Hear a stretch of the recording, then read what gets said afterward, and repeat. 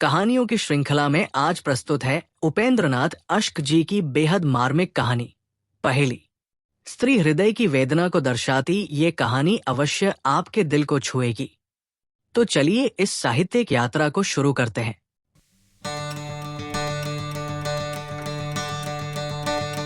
रामदयाल पूरा बहुरूपिया था।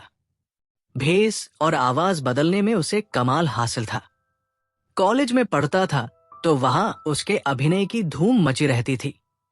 अब सिनेमा की दुनिया में आ गया था तो यहां उसकी चर्चा थी। कॉलेज से डिग्री लेते ही उसे बंबई की एक फिल्म कंपनी में अच्छी जगह मिल गई थी और अल्पकाल ही में उसकी गणना भारत के श्रेष्ठ अभिनेताओं में होने लगी थी। लोग उसके अभिनय को देखकर आश्चर्यचकित रह जाते थे। उसके पास प्रतिभा थी, कला थी और ख्याति के उच्च शिखर पर पहुंचने की महत्वाकांक्षा। इसीलिए जिस पात्र की भूमिका में काम करता, बहुरूप और अभिनय में वो बात पैदा कर देता था कि दर्शक अनायास ही वाह वाह कर उठते और फिर हफ्तों उसकी कला की चर्चा लोगों में चला करती। 2 महीने हुए उसकी शादी हुई थी। बंबई की एक निकटवर्ती बस्ती में छोटी सी एक कोठी किराए पर लेकर वो रहने लगा था। कभी समय था कि वो निर्धन कहलाता था, परंतु अब तो वो धन संपत्ति में खेलता था। रुपए की उसे क्या परवाह थी। उसका विवाह भी उच्च घराने में हुआ था। पत्नी भी सुंदर और सुशिक्षित मिली थी। जिस प्रकार बादल सूखी धरती पर अमृत की वर्षा करके उसे तृप्त कर देता है, उसी प्रकार निर्धनता से सूखे हुए रामदयाल के हृदय को विधाता ने वैभव की वर्षा से सींच दिया था। संध्या का समय था। साए बढ़ते बढ़ते किसी भयानक देव की भांति संसार पर छा गए थे। रामदयाल लाइब्रेरी में बैठा था। अभी तक कमरे में बिजली न जली थी और वो किवाड़ के समीप कुर्सी रखे एक लेख पढ़ने में निमग्न था। चपरासी ने बिजली का बटन दबाया। क्षण भर में रोशनी से कमरा जगमगा उठा। रामदयाल ने रूमाल से ऐनक को साफ किया और फिर लेख पर अपनी दृष्टि जमा दी। वो नवयुग का महिला अंक देख रहा था। अंक देखना तो उसने यूं ही शुरू किया था, परंतु एक लेख कुछ ऐसा रोचक था कि एक बार जो पढ़ना आरंभ किया तो समाप्त किए बिना जी न माना। लेख में किसी अभिनेता के अभिनय की विवेचना न थी। छद्मवेश कला पर कोई नई बात न लिखी गई थी। एक सीधा साधा लेख था जिसमें नारी स्वभाव पर एक नूतन दृष्टिकोण से प्रकाश डाला गया था। एक सर्वथा नई बात थी। लिखा था, स्त्री प्रेम की देवी है। वो अपने प्रिय पति के लिए अपना सर्वस्व निछावर कर सकती है। वो उसकी पूजा कर सकती है, पर यदि उसका पति उसके प्रेम की अवहेलना करे, उसकी मोहब्बत को ठुकरा दे, तो अवसर मिलने पर वो अपने प्रेम की तृषा बुझाने के लिए किसी दूसरी चीज को ढूंढ लेती है, चाहे वह चल हो या अचल, सजीव हो या निर्जीव। यही प्रकृति का नियम है। रामदयाल उठा और गंभीर मुद्रा धारण किए हुए पुस्तकालय के बाहर निकल आया। सड़क रोशनी से नव वधू की भांति सज रही थी। रामदयाल अपने हृदय की गति के समान धीरे धीरे चला जा रहा था। उसे देखकर कौन कह सकता था कि ये वही प्रसिद्ध अभिनेता है जो अपनी कला से भारत भर को चकित कर देता है। उर्मिला उसकी पत्नी अनुपम सुंदरी थी, कल्पना से बनी हुई सुंदर प्रतिमा सी। मीठे मादक स्वर में रूप में विधि ने उसे जादू दे डाला था। संगीत कला में उसने विशेष क्षमता प्राप्त कर ली थी और ये गुण सोने में सुगंध का काम कर रहा था। जब भी कभी वह अपनी कोमल उंगलियों को सितार के पर्दों पर रखती और कान उमेट कर तारों को छेड़ती, तो सोए हुए उद्गार जाग उठते और कानों के रास्ते मिठास और मस्ती का एक समुद्र श्रोता की नसंस में व्याप्त होकर रह जाता। रामदयाल उस पर जी जान से मुग्ध था और वो भी उसे हृदय की समस्त शक्तियों से प्यार करती थी। दोनों को एक दूसरे पर गर्व था, किंतु ये सब कुछ स्थायी न हो सका। असार संसार में कोई वस्तु स्थायी हो भी कैसे सकती है। मनोमालिन्य की आंधी ने मोहब्बत के इस छोटे से पौधे को क्षण भर में बर्बाद कर दिया। उर्मिला नीचे ड्राइंग रूम में बैठी थी। वो रामदयाल की प्रतीक्षा कर रही थी। सामने के भवन में आज कोई युवक घूम रहा था। वो कुतूहलवश उसे भी देख रही थी। उसके कान सीढ़ियों की ओर लगे हुए थे, परंतु आंखें उस युवक को बेचैनी से घूमते देख रही थी। वो कोठी कई दिनों से खाली थी, परंतु अब कुछ दिन से इसे किसी ने किराए पर ले लिया था। उसने 2-3 बार किसी युवक को बिजली के प्रकाश में घूमते देखा था। ऐसा प्रतीत होता था जैसे वो बेचैन हो, जैसे आकुलता उसे बैठने न देती हो। अंगीठी पर रखी हुई घड़ी ने टन-टन 9 बजाए। सामने के भवन में रोशनी बुझ गई। उर्मिला अपने आप को अकेली सी महसूस करने लगी। उसने सितार उठाया। उसकी कोमल उंगलियां उसके पर्दों पर थिरकने लगी। उसके अधर हिले और दूसरे क्षण एक करुणापूर्ण गीत वायुमंडल में गूंज उठा।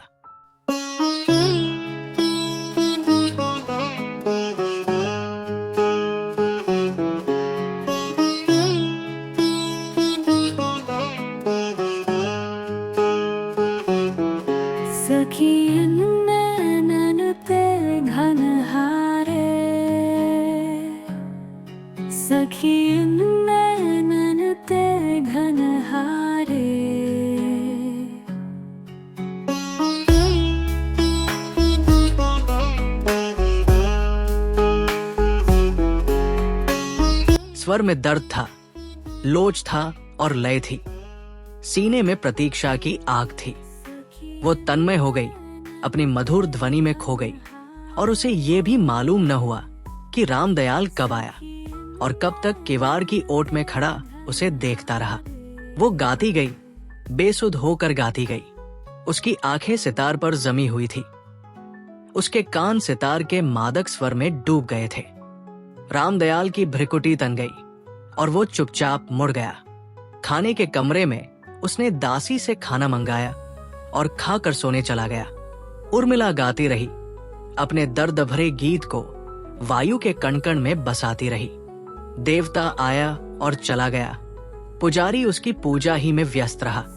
दूसरे दिन रामदयाल प्रात ही घर से चला गया और बहुत रात गए घर लौटा। उर्मिला दौड़ी दौड़ी गई और गंगा सागर में पानी ले आई। रामदयाल के चेहरे से क्रोध टपक रहा था। आप इतनी देर कहाँ रहे? रामदयाल चुप।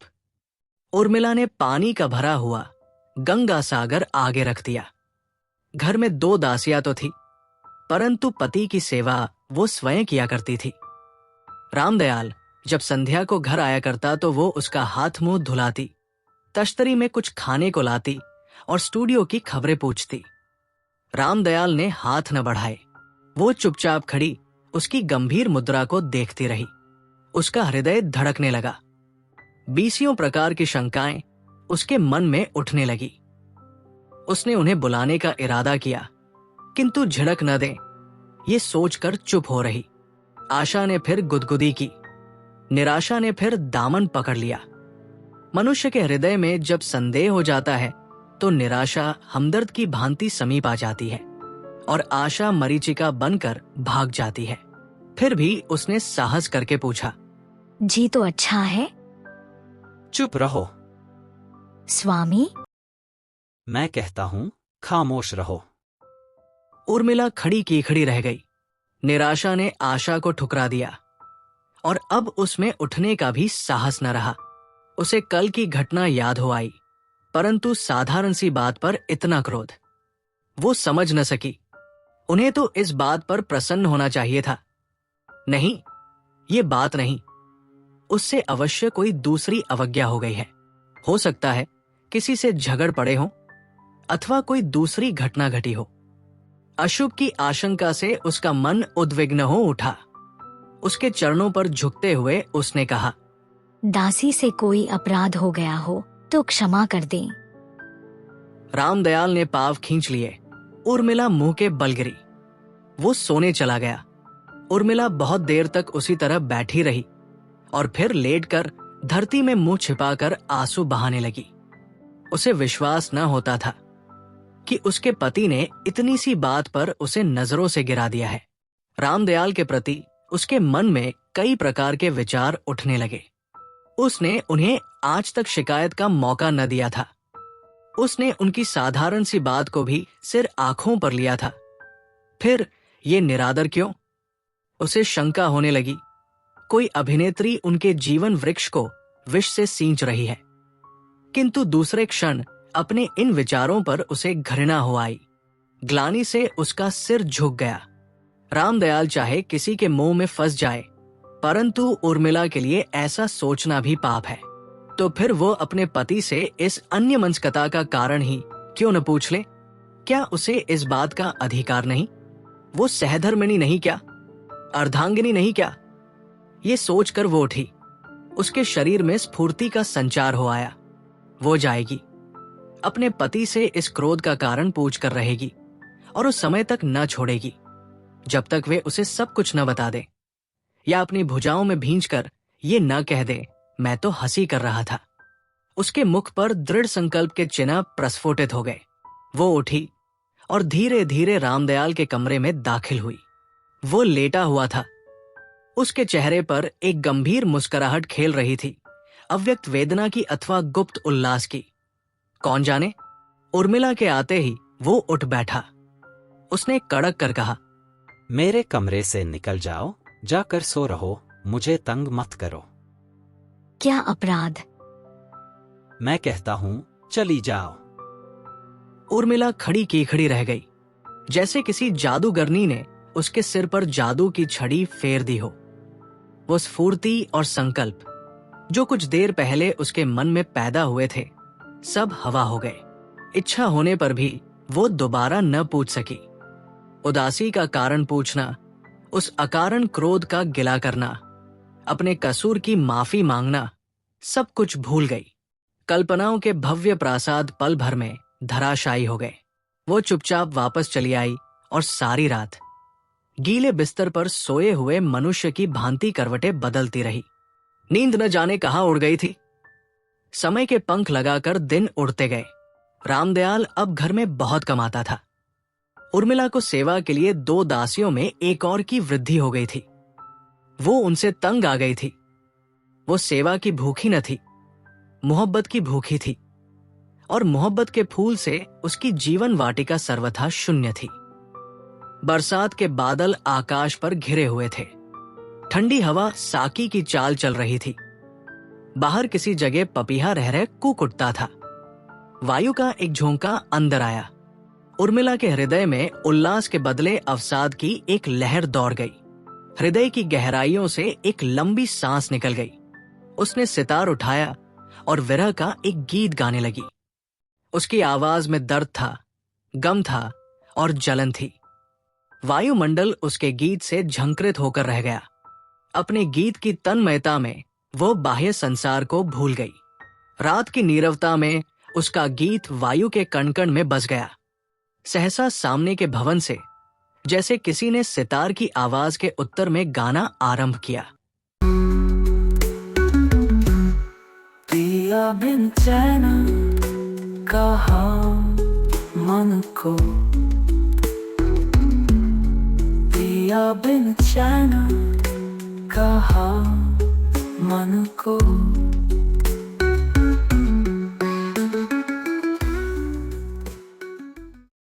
राग क्या था? किसी ने उर्मिला का दिल चीर कर सामने रख दिया था। वो अपना गाना भूल गई और तन्मय होकर सुनने लगी। क्या आवाज थी, कैसा जादू था। रूह खिंची चली जाती थी। 1 महीने से वहां कोई सितार बजाया करता था, किंतु उर्मिला ने कभी उस ओर ध्यान न दिया था। आज न जाने क्यों उसका हृदय अनायास ही गीत की ओर आकर्षित हुआ जा रहा था। इच्छा हुई खिड़की में जाकर बैठ जाए, परंतु फिर झिझक गई, उसी तरह जैसे नया चोर चोरी करने से पहले हिचकिचाता है। वो खिड़की से झांकने के लिए उठी। उसे अपने पति का ध्यान हो आया। वो फिर बैठ गई। उसने सितार को उठाया, फिर रख दिया कि गाने वाला ये न समझ ले कि उसके गीत का उत्तर दिया जा रहा है। उठकर उसने एक पुस्तक ले ली और पढ़ना आरंभ कर दिया, परंतु पढ़ने में उसका जी न लगा। उसे हर पंक्ति में यही अक्षर लिखे हुए दिखाई दिए, पिया बिन चैन कहा मन को। उठकर उसने पुस्तक को फेंक दिया और आराम कुर्सी पर लेट गई। गाने वाला अब भी गा रहा था और गीत उसकी एक एक नस में बसा जा रहा था। विवश होकर वो उठी। उसने सितार को उठाया। तारों में झनकार पैदा हुई। तारों पर उंगलियां थिरकने लगी और वह धीरे धीरे गाने लगी। शनै शनै उसका स्वर ऊंचा होता गया, यहां तक कि वो बेसुध होकर पूरी आवाज से गा उठी।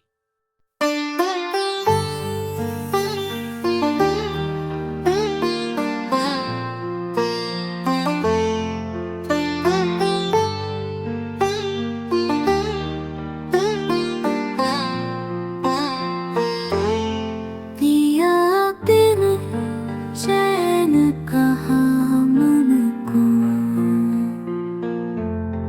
पिया बिन चैन कहाँ मन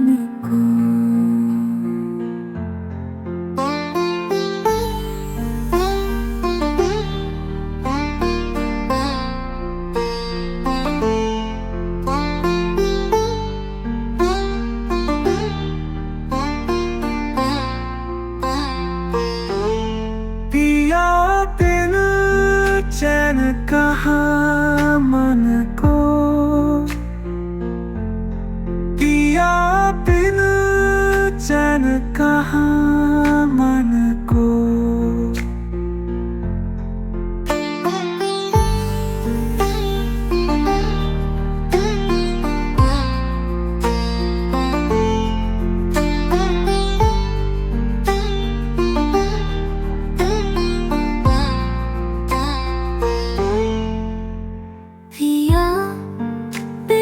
चैन कहाँ मन को,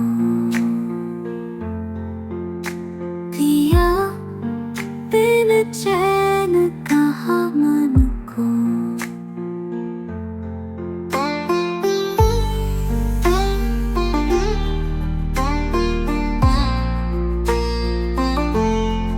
गीत समाप्त हो गया।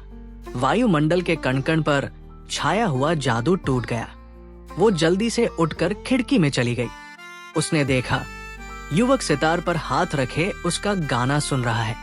उसके शरीर में सनसनी दौड़ गई, विजय की सनसनी। उस समय वो रामदयाल, उसकी मोहब्बत, उसकी जुदाई, सब कुछ भूल गई। उसके हृदय में, उसके मस्तिष्क में केवल एक ही विचार बस गया। उसने दूसरे रागी को मात कर दिया है। इसके बाद प्रतिदिन दोनों ओर से गीत उठते और वायुमंडल में बिखर जाते। दो दुखी आत्माएं संगीत द्वारा एक दूसरे से सहानुभूति प्रकट करती। दिल के दर्द गीतों की जबान से एक दूसरे को सुनाए जाते। एक महीना और बीत गया। कंपनी एक नई फिल्म तैयार कर रही थी और इन दिनों रामदयाल को रात में भी वही काम करना पड़ता था। कई रातें वो कंपनी के स्टूडियो में ही बिता देता। इतने दिनों में वह केवल एक बार घर आया था। उर्मिला का दिल धड़क उठा था। पहली धड़कन और इस धड़कन में कितना अंतर था। पहले वो इस डर से कांप उठती थी कि रामदयाल कहीं उससे रूष्ट न हो जाए। अब वो इस भय से मरी जाती थी कि कहीं उसके दिल की बात न जान ले, कहीं वह रात भर रहकर उनके प्रेम संगीत में बाधा न डाल दे। अक्टूबर का अंतिम सप्ताह था। रामदयाल घर आया। उर्मिला उसके मुख की ओर देख भी न सकी, उसके सामने भी न हो सकी। रामदयाल ने उसे बुलाया भी नहीं। वो दासी से केवल इतना कहकर चला गया, मैं अभी और 1 महीने तक घर न आ सकूंगा। चित्रपट के कुछ दृश्य खराब हो गए हैं, उन्हें फिर दोबारा लिया जाएगा। जब वो चला गया तो उर्मिला ने सुख की एक सांस ली। उसे के हृदय से एक बोझ सा उतर गया। वो कोई ऐसा हमदर्द चाहती थी जिसके सामने वो अपना प्रेम भरा दिल खोल कर रखते। रामदयाल वो नहीं था, उस तक उसकी पहुंच न थी। पानी ऊंचाई की ओर नहीं जाता, निचाई की ओर ही बहता है। रामदयाल ऊंची जगह खड़ा था और गाने वाला नीची जगह। उर्मिला का हृदय अनायास उसकी ओर बह चला। उस दिन उर्मिला ने एक मीठा गीत गाया जिसमें उदासीनता के स्थान पर उल्लास हिलोरे ले रहा था। अब वो कमरे में बैठकर गाने के बदले बाहर बरामदे में बैठकर गाया करती थी। दोनों की तानें एक दूजे की तानों में मिलकर रह जाती। उनके हृदय कब के मिल चुके थे। संध्या का समय था। उर्मिला वाटिका में घूम रही थी। उसकी आंखें रह रहकर सामने वाले भवन की ओर उठ जाती थी। उस समय वो चाहती थी कहीं वो युवक उसकी वाटिका में आ जाए और वो उसके सामने दिल के समस्त उद्गार खोल कर रख दे। वो अकेला ही था, ये उसे ज्ञात हो चुका था, किंतु कभी उसने दिन के समय उसे वहां नहीं देखा था। अंधेरा बढ़ चला था और डूबते हुए सूरज की लाली धीरे धीरे उसमें विलीन हो रही थी। ठंडी बयार चल रही थी, प्रकृति झूम रही थी और उर्मिला के दिल को कुछ हुआ जाता था। कुछ गुदगुदी सी उठ रही थी। वो एक बेंच पर बैठ गई और गुनगुनाने लगी। धीरे धीरे ये गुनगुनाहट गीत बन गई और वो पूरी आवाज से गाने लगी। अपने गीत की धुन में मस्त वो गाती गई। वाटिका की फसील के दूसरी ओर से किसी ने धीरे से कंधे को छुआ। उसके स्वर में कंपन पैदा हो गया और वो सिहर उठी। आप तो खूब गाती हैं। बैठे बैठे उर्मिला ने देखा वो एक सुंदर बलिष्ठ युवक था।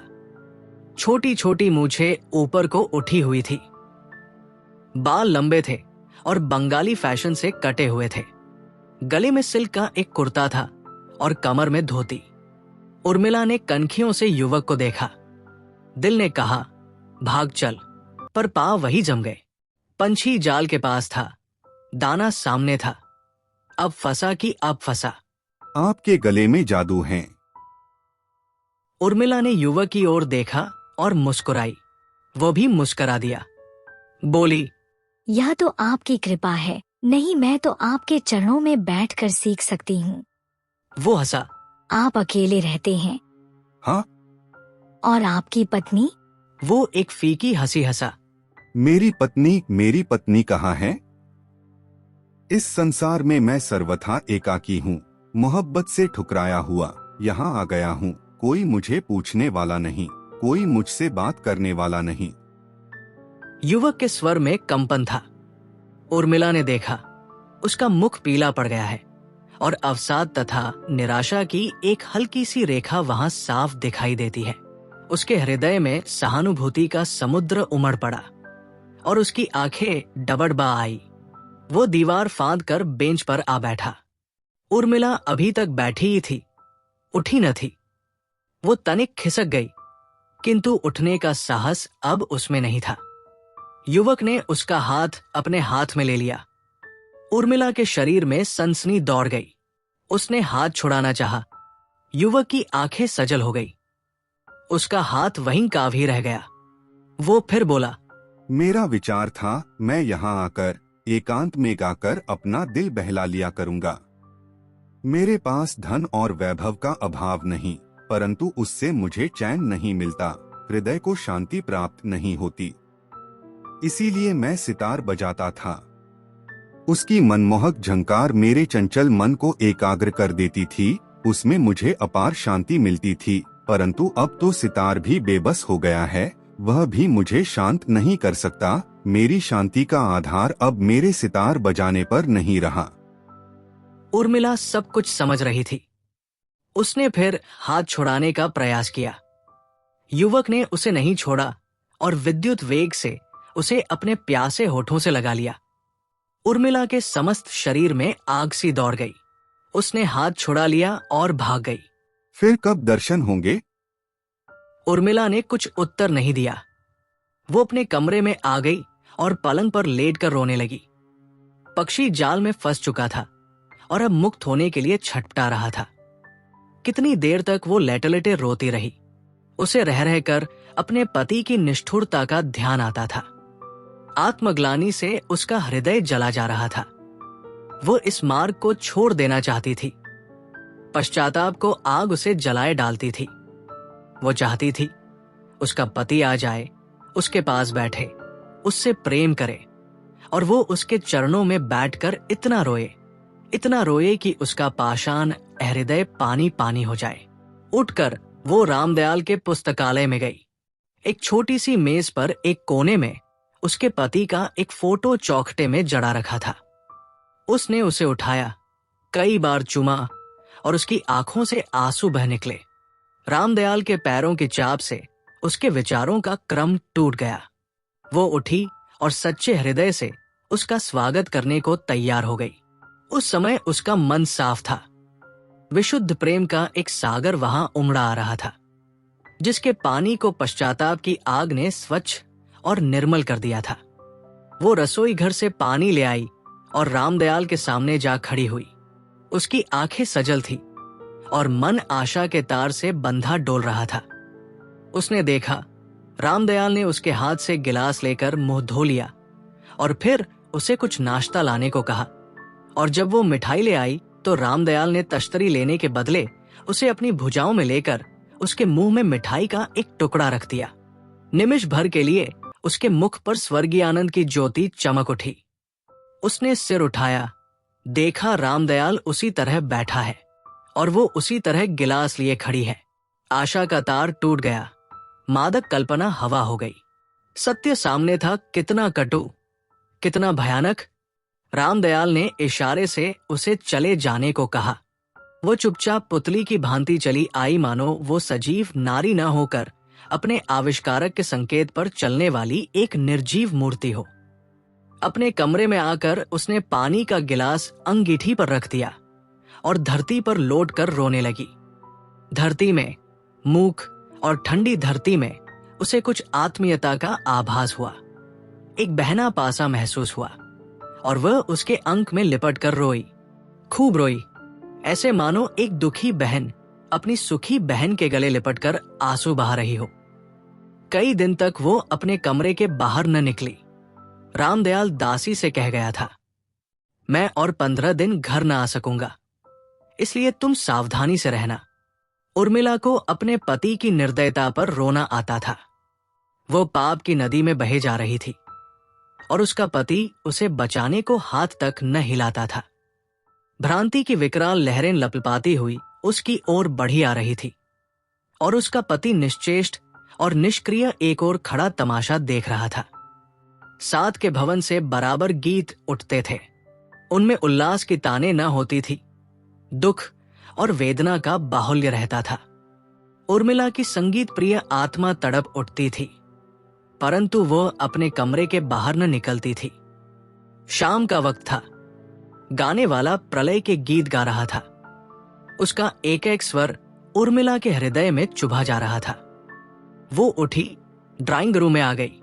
उसका सितार असहाय भिखारी की भांति एक ओर पड़ा था। उस पर मिट्टी की एक हल्की सी तह जम गई थी। उसने उसे कपड़े से साफ किया और आवेश में आकर चूम लिया। उसकी आंखों से आंसू छलक आए। गाने वाला गा रहा था, क्यों रूठ गए हमसे। उर्मिला ने एक दीर्घनी श्वास छोड़ा और उसकी कंपित उंगलियां सितार के तारों पर थिरकने लगी। बेख्याली में यही गीत उसके सितार से निकलने लगा। क्यों रूठ गए हमसे। वो गाता हुआ अपने भवन से उतरा और फसील को फांद कर उर्मिला के पास आ बैठा। वो सितार बजाती रही और वो गाता रहा।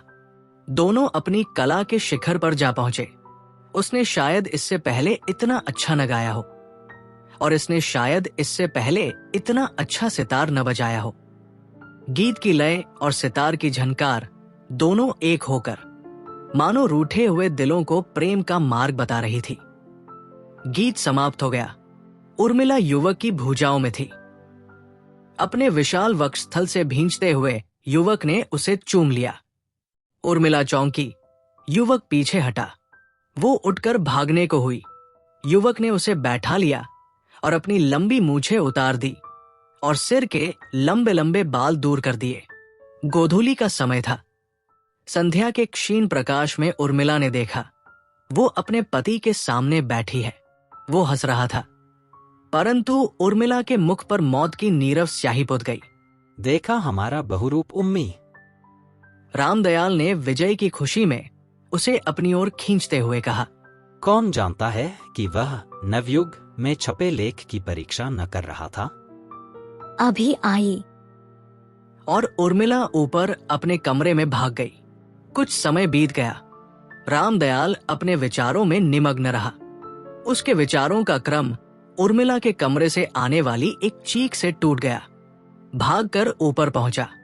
देखा उर्मिला के कपड़ों को आग लगी हुई है और वो शांत भाव से जल रही है। रामदयाल कांप उठा। उसने उसे बचाने का भरसक प्रयत्न किया, पर वो सफल न हुआ। श्मशान में उर्मिला का शव जल रहा था और मूर्तिवत बैठा रामदयाल अपनी मूर्खता और नारी हृदय की इस पहेली को समझने का प्रयास कर रहा था।